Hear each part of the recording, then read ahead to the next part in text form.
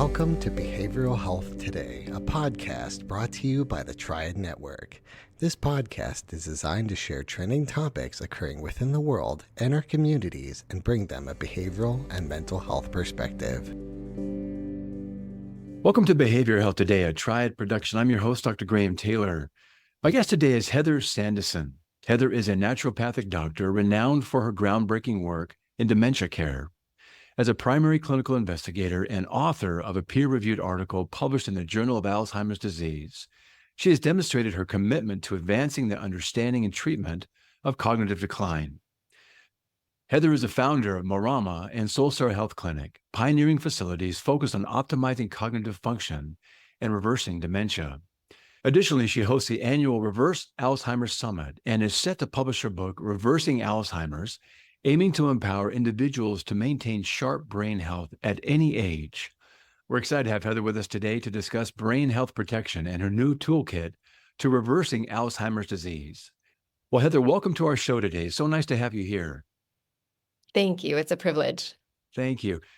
Heather, some doctor's visits can be more challenging than others. And, when a patient and their loved ones hear a physician give them a diagnosis of dementia or Alzheimer's, it is truly a difficult and challenging moment with a sense of powerlessness and oftentimes feelings of hopelessness in that moment. That can be all-encompassing. As we start today, I would love for you, if you would, to give our listeners kind of a 2-minute education on this whole disease process so we can get some clarity in the definitions and terms we're going to be using. Would you do that for us, please? Sure. Many people ask what the difference between dementia and Alzheimer's is. And dementia is an umbrella term that includes Alzheimer's, but also includes frontotemporal dementia, vascular dementia, Lewy body dementia, posterior cortical atrophy, and others.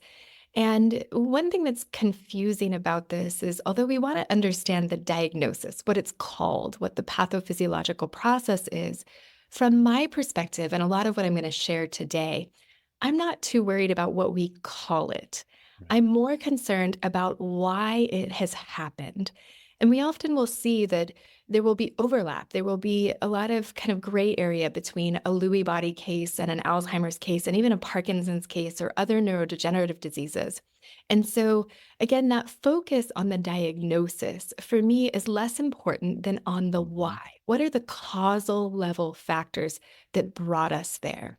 And so I think a lot of the conventional conversations around Alzheimer's really are centered on the beta amyloid plaque hypothesis, that someone arrives at an Alzheimer's diagnosis because of misfolded proteins in their brain. And yet I'm going to challenge you to kind of rethink this. I think of the brain as a complex system. And certainly I think we can all agree that the brain and the body are complex systems. And like a houseplant, what I've got behind me here. Also, potentially, you could think of this as a complex system. And if it was wilting and dying, we wouldn't ask the question, is it misfolded proteins causing this problem? We would think through, is it not getting enough water? Does it not have enough sunlight? Is it being poisoned by something? We would ask these questions about what makes a living thing thrive. And then we would try to optimize for that. And I want to propose that we do the same thing for Alzheimer's. We've come to a point where baby boomers are aging. Alzheimer's has become an epidemic. There are many, many more people. There are, I think, 10,000 people a day in the US turning 65. And as we age, that's our highest risk factor for developing Alzheimer's or other dementias. And yet we do not have a pharmaceutical intervention that provides much hope at all. The only thing that we can do with pharmaceuticals right now is delay the rate of decline. So we're essentially drawing out a torturous process. And I think that the reason why we don't have a pharmaceutical intervention that provides hope or any sort of therapeutic benefit is because we haven't had a solution that matches the complexity of the disease process. And so that's what I would invite us to kind of talk through and think through today. What a great start. I would love to kind of just dovetail off of that into rethinking the why of its cause. So how do you think about it? Yeah, so I apply sort of a complex system science approach. And when we think of any complex system, whether it's a government system or a financial system or a medical, of course, or educational, Balance is really crucial to function in a complex system, this homeodynamic state where things are changing, but we need to maintain some sort of balance, right? If we have imbalance, too much, too little, in the wrong place, at the wrong time, we start to get dysregulation. And in this case of the brain, we get disease, a disease Hmm. process. Yeah. And so I would argue that there's essentially six factors at a primary level that when they are out of balance and we can systematically go through these, we can achieve better outcomes at a cellular level in the brain. And those six things that we can talk through are toxins, nutrients, stressors, structure, infections, and then signaling.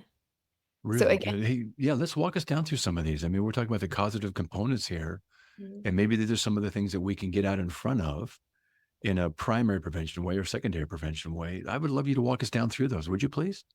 absolutely. Yeah. So my mentor, Dr. Dale Bredesen, he wrote the New York Times bestselling book, The End of Alzheimer's. And he calls this approach a cognoscopy, if you will. So, right, we're I supposed like to it. we're supposed to look Good. for colon cancer, catch that early, and stop it by getting a colonoscopy, right? So if we do a similar sort of thing that's a little more comfortable than a colonoscopy, but we look systematically at the causal level factors, Mhm. we can do testing. We can do a lot of testing and we can evaluate our lifestyle, going back to these primary causes.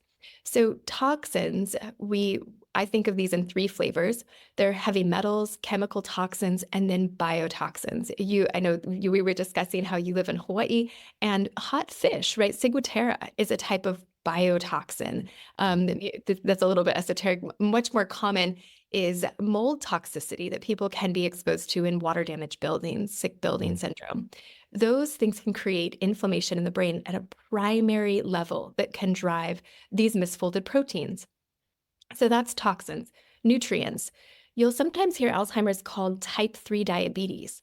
And this is when Yes. sugar becomes toxic and literally leads to the caramelization of cells. And so getting enough nutrients, but not too much. Again, it's this balance, the right amounts in the right place at the right time. Functionally, we need enough B12 to get our red blood cells to divide, to detoxify, to run lots of processes in the body. And some people, that functional level is different from another individual. So we can measure for that.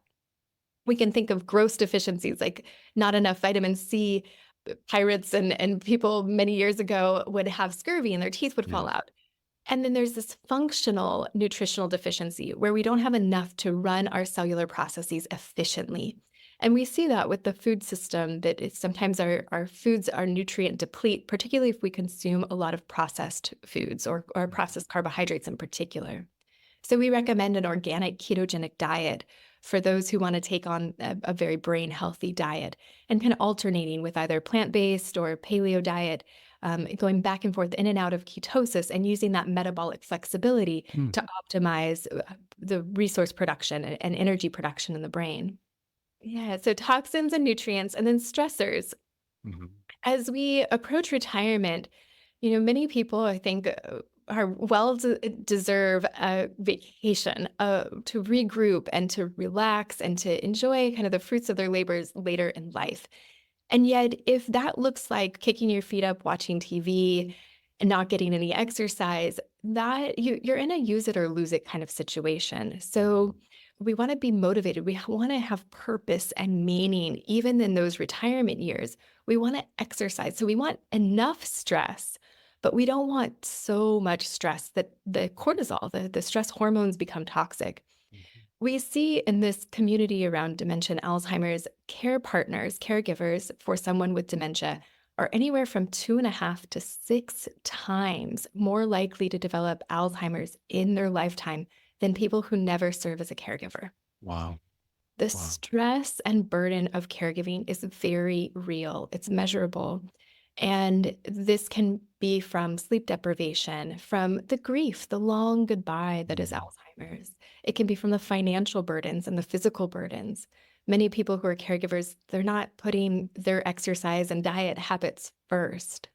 So we aim to partner with people and make sure that if you're listening to this as a care partner, that it's not just about the person you're caring for, that we're also making sure that you don't become the patient later on by managing those stressors. From a structural perspective, so again, we've talked about toxins, nutrients, stressors, and then from a structural perspective, things like a traumatic brain injury, right? If you get hit over the head with a baseball bat, or football players who have CTE as a form of dementia, the inflammation that's caused from a traumatic brain injury can put us at risk for developing dementia. But so can molecular predisposition. So this would be genetic precursors or genetic predisposition. And the ApoE genetics are ones that are interesting to look at. And although these are not, it doesn't mean that you're definitely going to get dementia if you're ApoE4 positive. But you get one from mom and one from dad. I'll just explain this quickly so that people have a little bit of an education around it. You get one copy from mom, one copy from dad, and those copies are going to be either a 2, a 3, or a 4. The general population, regardless of your ApoE status, has a 13% chance of being diagnosed with dementia. If you have one copy of a 4, either from mom or dad, then you have a 30% chance of developing dementia. If you have a 4 from mom and a 4 from dad, you have over 50% chance of developing dementia. And I encourage people to find this out early on because you're going to want to do your cognoscopy in your 30s rather than waiting until 50. You might have to work a little harder at prevention than your spouse or your neighbor. But knowing, I hope, is empowering. Another piece of structure that I want to make sure to mention here is obstructive sleep apnea. When you're not getting oxygen through your airway collapses at night when you're sleeping, and this creates hypoxia or a lack of oxygen going to the brain. And this is directly related to dementia. I've had a patient over the last year, and she's been such a pleasure to work with. Her family is phenomenal. Her 2 daughters, I tell them it's like watching a game of volleyball because her husband and her 2 daughters just like say, okay, I'll make the appointment. Can you take mom? I'll order that. Can you make sure she gets it every morning, Dad? And they're laughing and they're enjoying each other. And their mom, I started seeing her about 18 months ago, and she had a MoCA score of 8. So a MoCA is the Montreal Cognitive Assessment Test.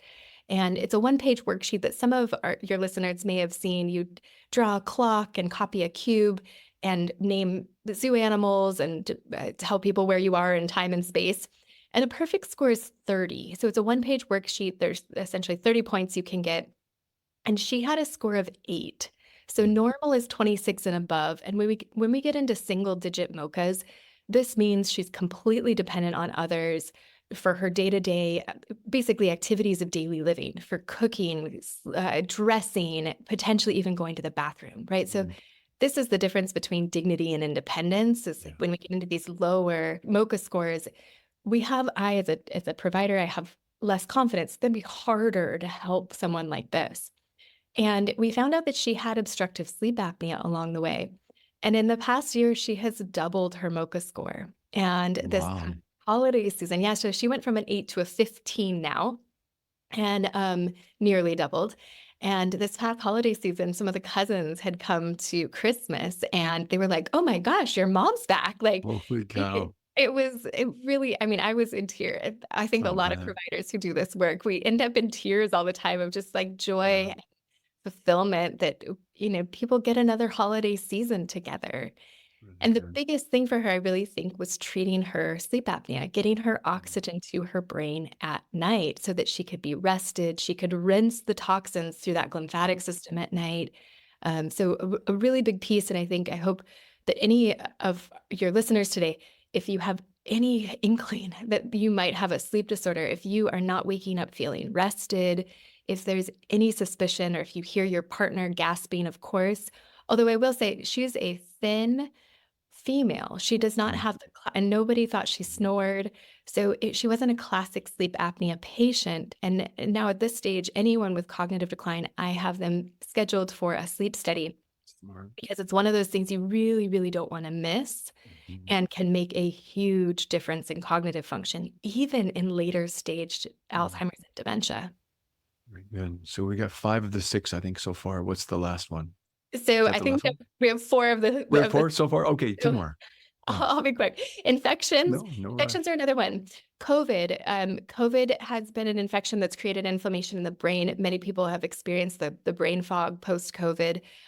P. gingivalis, associated with dental infections, and gingivitis is another one directly associated with inflammation in the brain, as is the herpes simplex virus Mm. and also the Lyme spirochetes. So there are some infections that we know are directly related to generating inflammation in the brain and even triggering the production of beta amyloid plaques, which we have found are antimicrobial. They're actually there to protect us. Mm. And so knowing that they're there means there's something they're fighting, and identifying that potential infection and then eliminating it can stop that triggering effect to create that defense. And then the last component is signaling, is the signals that come from our organs, from our endocrine organs, including our muscle, can send hormones like testosterone, brain-derived neurotrophic factor, thyroid hormone. Our brain has receptors for all of these signaling molecules, and we want to maintain robust signaling molecules as we age because they help to support neurogenesis and synaptogenesis. So, looking systematically at our hormones and signaling systems as we age is another way to help prevent and also reverse dementia. As you go through these six, I'm thinking about the various ways that you assess and measure these causative factors. The MOCA, for example, or a sleep study. What are the kind of tests do you run to help folks kind of get some data and some kind of baseline measures here? What else do you do? Yeah, so I'd love to put that in the show notes because it is Yeah. robust. We run about 14 different tests, and Okay. each of those tests has 30 or 40 markers. And so I'd love to get people, where they can see it. But Right. we run what your traditional provider, your conventional provider would do, but on steroids, right? We're looking into the advanced cardiometabolic markers, the HOMO-IR, and not just an A1C and a fasting glucose, but we're looking at fasting insulin. We're Mhm. looking at homocysteine. We're looking at inflammatory markers. We're looking at small density LDLs and LP little a, lipoprotein little a, LPPLA2. There's robust markers that, although we can run them through Quest and LabCorp, they're not always on a traditional panel. Thyroid, also, we run 8 or 10 markers for thyroid every time instead of 1 or 2. But then we look for the toxins that I described. We look at gut health. Are you digesting and absorbing? You may choose to eat really great foods, but then do you have the capacity and the ability to break them down, absorb, and assimilate them? And then we are looking at the infectious panel. And when we look at a MOCA, that's really the result, right? This is the manifestation. So although it helps us track change over time, we also look at a p-tau 217, which is a phosphorylated tau that's associated with Alzheimer's. That's actually a pretty new marker that we've just started looking at in the last 6 months.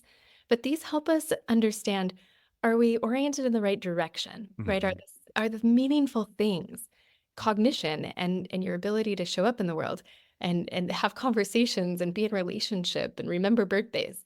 That's what matters to people. And so that's what we're measuring to see if we're getting the right result or if we potentially need to change course. Do we need to dig a little deeper, find some other cause potentially? We'll be right back after word from our sponsor. Whether you're a longtime or first-time listener to Behavioral Health Today, you're probably familiar with Triad, the company that brings you this podcast. But you may not know that Triad also hosts a community for current and aspiring behavioral and mental health professionals, featuring trending content and education and career resources, all for free. If you are a behavioral or mental health professional, or you're studying to become one, join more than 80,000 people on Triad by claiming your free professional account today. Visit us at hellotriad.com/BHT. That's hellotriad.com/BHT and join the Triad community today.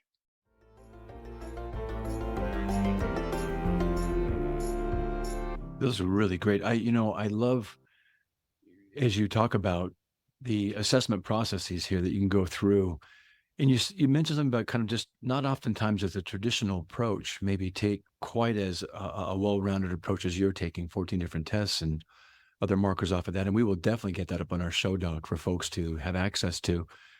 What does a naturopath do in terms of their assessment that might be unique to and very helpful in assessing some of the things you're describing today? What's unique about a naturopath's approach? Yeah, I think so. I'm trained as a naturopathic physician, and that means that philosophically, I'm looking for how do we achieve health? Not just Yeah. how do we get rid of the symptom, but Yeah. how do we really optimize for health and healing? That my role as a doctor comes from the Latin word docere, which means to teach, which is about having a dialogue with patients so that they can leave with more information and make better decisions about the things that really matter for their health, which is what they choose to put in their mouths each day, what time they choose to go to bed at night, how much movement they get throughout the day. Those are the things that really change the trajectory of health as we age. And Mm. that's the emphasis of much of our conversation as a naturopath versus as maybe a conventional doctor. I spend 90 minutes with my patients on their first and second visits. Many conventional providers, they're stuck in a system Mhm. where Yeah. that doesn't work. As much as No. they love to do that, Yeah. they don't have that luxury. And Yeah. we kind of go outside of that system that, from my perspective and my experience, it doesn't always serve patients with a diagnosis of dementia to have these really quick visits that are Mhm. focused on more bite-sized chunks, but not looking at that whole. Yeah. So the naturopathic perspectives of find and treat the cause, uh, doctor as teacher, getting at really having these dialogues and learning to and understanding your patient, what works for them, right? Every patient comes to me with different constraints. Sometimes it's financial, sometimes it's time, sometimes they've had their driver's license taken away after seeing the neurologist. And so now they can't get where they need to go to get the exercise or to go do the grocery shopping. And so really taking the time to dive into understanding and knowing the patients, I think is another critical component. But it's not unique to naturopathic medicine. There are some really phenomenal functional medicine doctors who are doing this work. And again, my mentor, Dr. Dale Bredesen, trains providers anywhere from health coaches to medical doctors and neurologists. He has trained thousands of doctors around the world and health providers around the world to help get more people access to this type of care. Really good. Yeah, I appreciate that. I think that's such a unique approach, and I love the well-rounded thoroughness and the comprehensive kind of picture you have of someone when time is taken, proper tests are given. Let's segue a little bit. Let's talk about your book. I would love for our listeners to hear about it and just your focus in it, what went into writing it, and what you'd love folks to learn about it here on our show.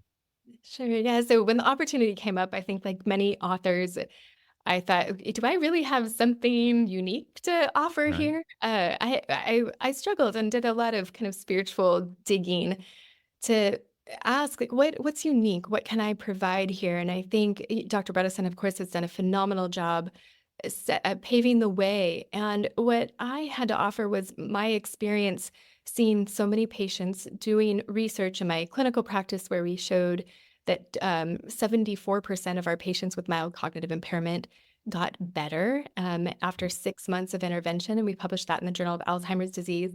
And then I also had the unique experience of starting Marama, the Yes. resident care facility here in San Diego, where we offer an immersive experience in Dr. Bredesen's protocol. And really, this book, it doesn't feel like mine. It very much belongs to and is an account of the people I've had the privilege of helping and watching recover some of their memory and cognitive capacity, and also the people who love them and who have shown up for them and done the work to put this protocol into action. Heather, My 73%, that's a huge number. 73.9%. It was Wow. almost Let's 75%. just Yeah. round up. Yeah, that's phenomenal. I was even surprised, and it came out of having the clinical experience of seeing people get better, and then Right. people calling and asking a very reasonable question. If I do this, if I spend the money, take Right. the time, put in the effort to do Yeah. this for my mom or dad or spouse, what's the likelihood it's going to work? Yeah, basically, And does the medicine work? yeah. Yeah, that's a great question. And so you get to say, yeah. Yeah, it does. And it surprised me that it was that often because we took patients with MOCA scores of 12 to 23. So again, a Okay. perfect score is 30, a normal score is 26 and above. So everyone we included in the trial had measurable cognitive impairment, and some even had a diagnosis of Alzheimer's. Mm. And we saw that the majority of them improved. Wow, that's significant. Well, can we talk a little bit about both your book and also what you're doing to help folks improve? We'd love to hear that. Yeah, so the book, each of these kind of iterations of these offerings has come from people coming to us and saying, "Hey, I have this question. Where can I send my loved one who has Mhm. dementia? I've got a full-time job and a dog and kids and a life to manage, so I can't do Right. all of this for my mom or dad." And that's where Marama came from, the residential care facility. Okay, we'll do it for you. And then what we heard once we created Marama was, I love this idea, but I live in Kansas or I live in Mm. Australia or the UK or Florida, and I want my mom close by. I don't want to send her to San Diego. And so out of that, we had the coaching program, and there was an overwhelming amount of interest in that, which was humbling and incredible. And I had the opportunity to provide that course to groups of coaching, like cohorts in a group model, and it created this wonderful community that was online, but it was great because I don't know how it happens, but we would get these clusters of people from Texas, and then these clusters of people from Canada, and then clusters of That's people from awesome. Maine, and they would meet up, Oh, and really? they would have accountability partners. And I swear there was even like a love. There I was would imagine there could be some something romantic. going on. Yes. Absolutely. So it's just been so fun to do those. And out of that, the book was kind of created. We got the opportunity to write the book. And so the goal is impact, is Mm. that fewer people suffer, that this disease causes so much suffering. And from my perspective, it's unnecessary. Much of it is unnecessary. Mm. And that there are lots and lots of people out there who, armed with the information and the tools to put this protocol, Dr. Bredeson's work, into action, they can avoid so much suffering. And my work is essentially to change the narrative so that more people have access to this information. They know that it exists. And then the book is very much informed by the coaching programs. And so what makes it doable? How do you Yes. create a doable plan? How do you put it into action? Yeah, I love that goal. Let's control the controllables. If there's some things out there that we can actually do, let's control the controllables. You talk about if we can reduce unnecessary suffering with a protocol that clearly is working. Walk us through some of the factors of that. What's working?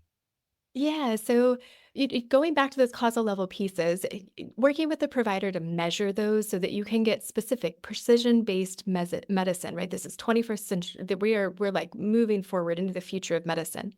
Now, outside of that, before you even see a doctor, spend time or look for one, there are foundational pieces to this.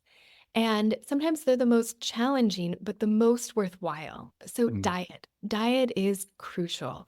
And again, we recommend an organic ketogenic diet. I've got recipes in the book, and there are other great books out there that help with a ketogenic diet. But you want a healthy keto diet. This isn't the bacon and cheese diet, right? This is lots of veggies, but getting into ketosis where you restrict carbohydrates enough that you flip that metabolic switch. And your brain prefers ketones for fuel, and you'll burn it more cleanly. You won't create as much Mm. oxidative damage with burning ketones for fuel versus glucose. And flipping that switch, we're like hybrid machines. And when we switch back and forth, we create more metabolic flexibility. Most Americans have only ever burned sugar or carbohydrates or glucose for fuel, but we can burn ketones. And we've had patients where they haven't known their grandchildren's names for a while, and they get into ketosis, and within 3 days, they know their names again. Seriously. Wow. Yes, it's astounding. And even no matter where you are on the cognitive spectrum, I work with CEOs who are very high functioning, have no cognitive decline, but they're looking for that edge. Yep. And getting into ketosis can help. I personally get into ketosis a handful of times a year for 4 to 6 weeks, and notice that I have better energy levels. I sleep better. I feel more articulate, and sharper. And so, putting that on your side, the dietary piece, avoiding, no matter what you decide about ketosis, reducing your highly processed carbohydrates, packaged foods, getting that to a minimum is, I think, essential for reducing the risk of all chronic disease. Agreed.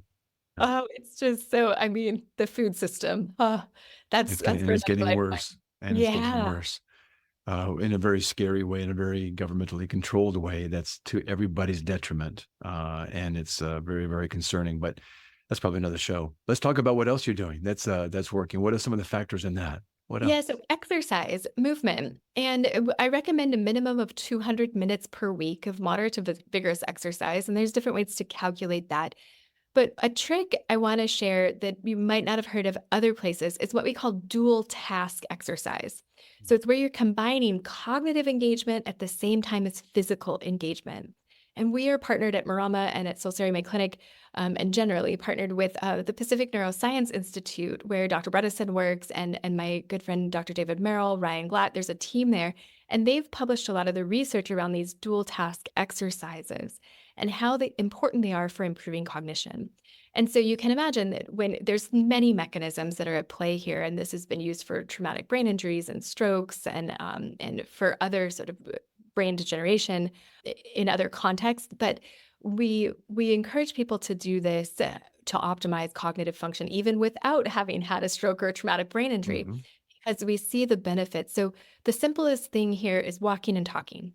Yes. Now, if you want to take that to another level, going to a class where there's an instructor that's cueing you, whether it's a Pilates, yoga, Zumba, aerobics, jazzercise, whatever it is, having that cueing requires you to stay cognitively Yes, engaged. it does.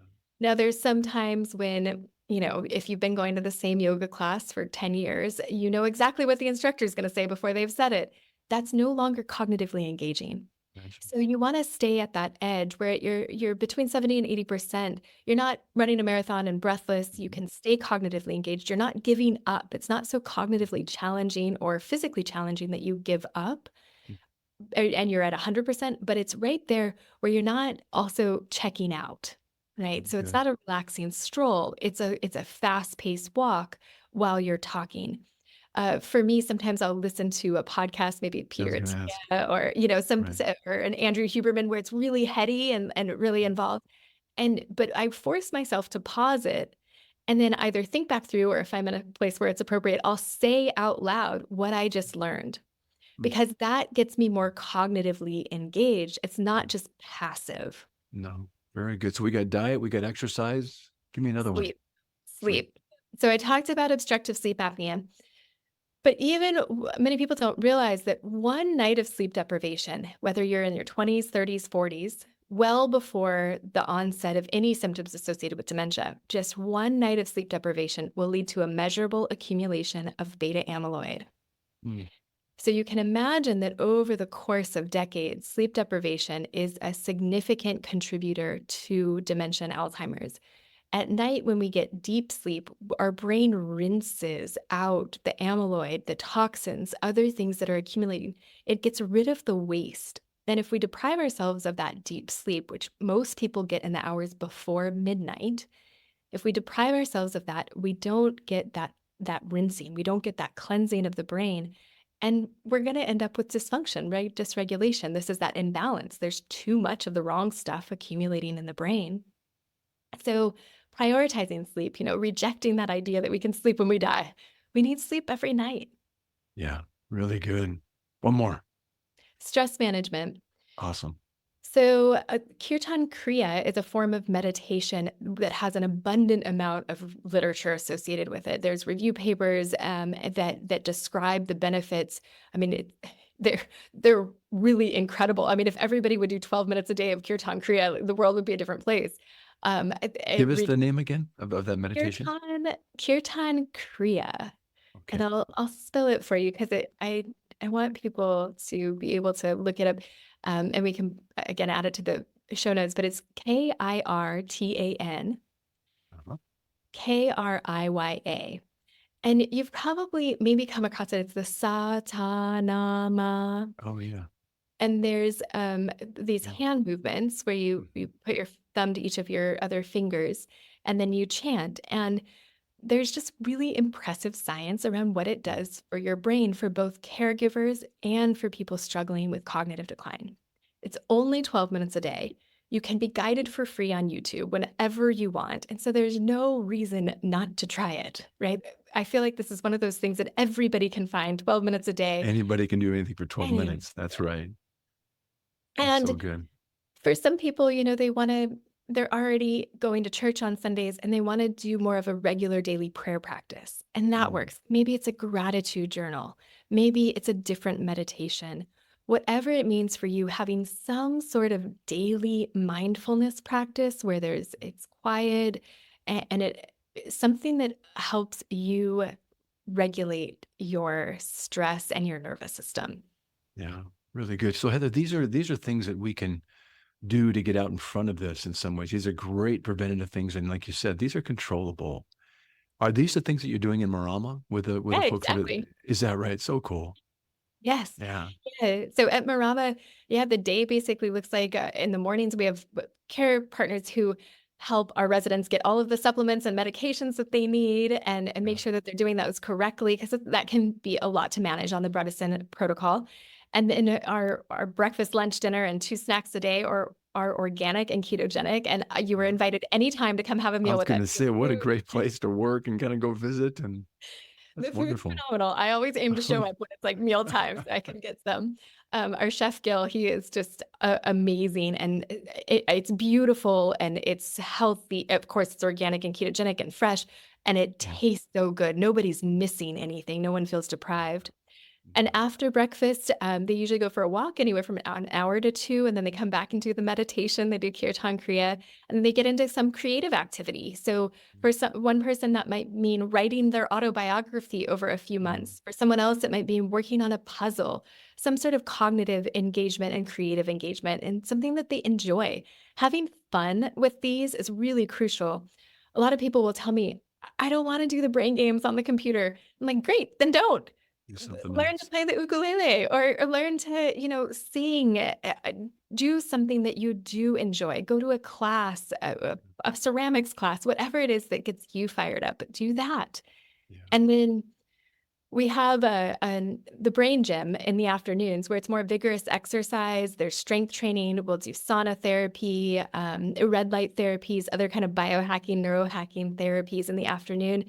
And then dinner time, of course, we have our organic ketogenic meal, but after dinner, it's really easy to kind of veg out.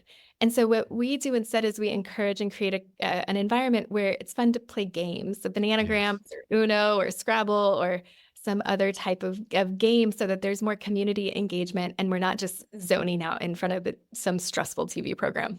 What a wonderful day. What a wonderful life they get to live. I was recently watching a show recommended to me. Maybe you've seen it, The Blue Zones. Yeah. On Netflix, and I just fell in love with this show. I think I can be one of their evangelists.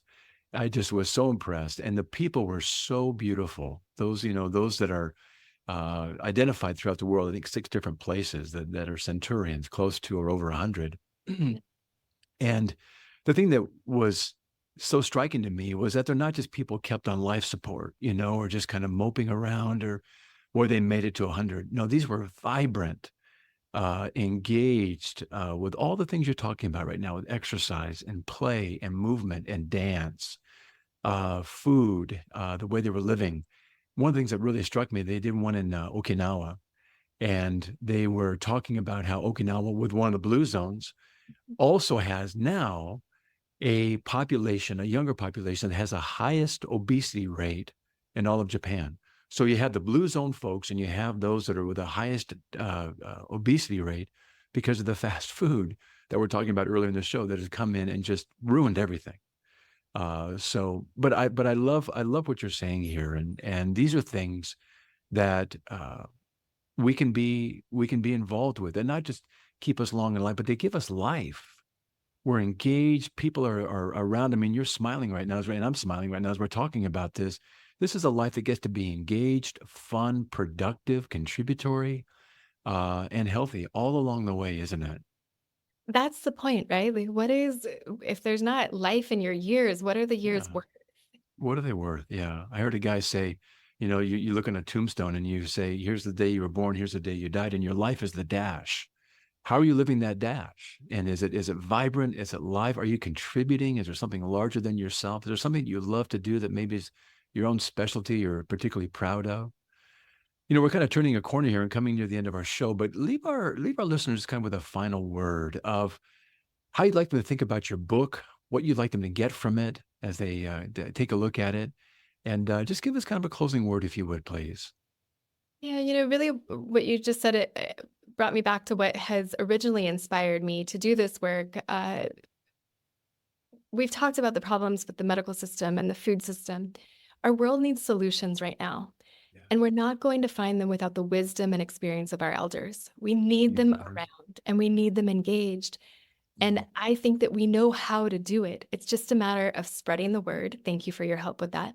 And then getting the information into the hands of people who can put this information into action. And the change makers among us, and our elders, I see a vision where we work together to figure all of this out, to move humanity forward. And I hope that this book, it moves us in that direction. Impact, again, is the goal.